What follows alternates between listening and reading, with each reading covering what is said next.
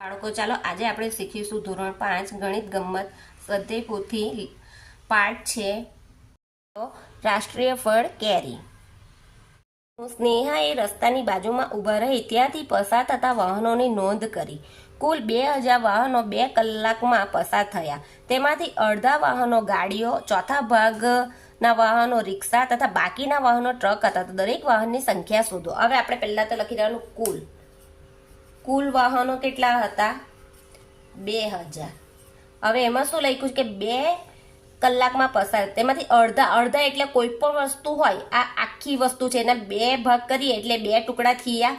એટલે કેટલા ભાગ થયા? 2. અડધા એટલે 2 ટુકડા થઈ ગયા. એટલે આ એક ભાગ, આ એક ભાગ, 1 ને 1 2, એટલે 2 ભાગ થયા.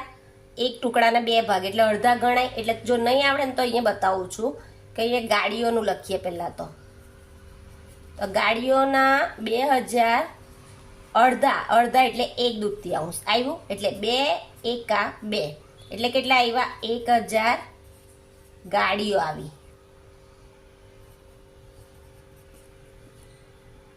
પછી લખ્યું છે ચોથા ભાગના વાહનોમાં રિક્ષા.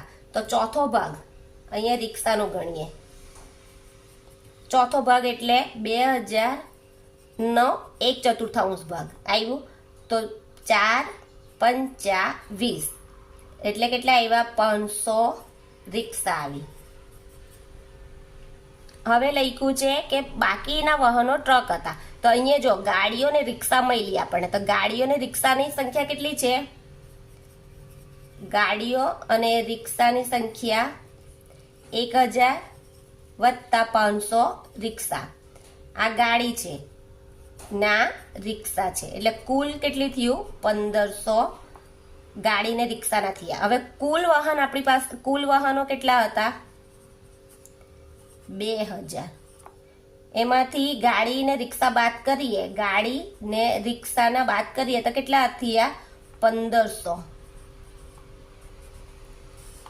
એટલે 0 0, 10 માંથી 5 ન જાય એટલે 10 કાપી 1, 10 માંથી 5 જાય તો 5, 1 માંથી 1 જાય તો 0. એટલે આ શું આવી?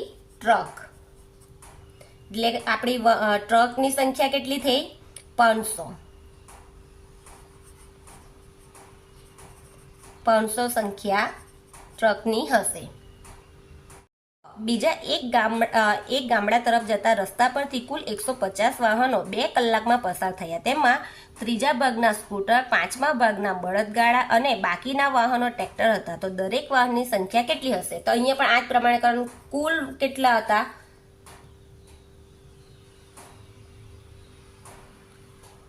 કુલ વાહનો 150. હવે શું લખ્યું છે કે તેમાંથી ત્રીજા ભાગના સ્કૂટર. તો સ્કૂટરની સંખ્યા કેવી રીતના શોધીશું? ત્રીજા ભાગના એટલે 1/3 એટલે 150 ગુણ્યા 1/3 એટલે 3 પંચા 15 એટલે કેટલા આવશે? 50 સ્કૂટર. પછી લખ્યું છે કે પાંચમા ભાગના બળદગાડા. હવે બળદગાડા પણ કેવી રીતના આવશે? બળદગાડાની સંખ્યા કેટલી છે? પાંચમો ભાગ એટલે 1/5 ગુણ્યા કુલ વાહન કેટલા છે? 150 એટલે 5 તાલી 15 એટલે કેટલા આવ્યા? 30 બળદગાડા. હવે શું લખ્યું? બાકીના વાહનો ટ્રેક્ટર હતા. એટલે આટલા બાકીના એટલે સ્કૂટરની સંખ્યા કેટલી હતી? 50 અને બળદગાડાની સંખ્યા કેટલી હતી? 30. એટલે કુલ સંખ્યા કેટલી થઈ? 80. હવે કુલ વાહન કેટલા હતા આપણા? 150. એમાંથી આપણે આ બળદગાડા અને સ્કૂટરની સંખ્યા બાદ કરીએ 80. એટલે 0, 5 માંથી 8 ના જાય તો 10 લઈએ. અહીંયા 0, 15 માંથી 8 જાય તો કેટલા રહેશે? 30. 15 માંથી 8 જાય તો કેટલા રહેશે? 7 એટલે 70.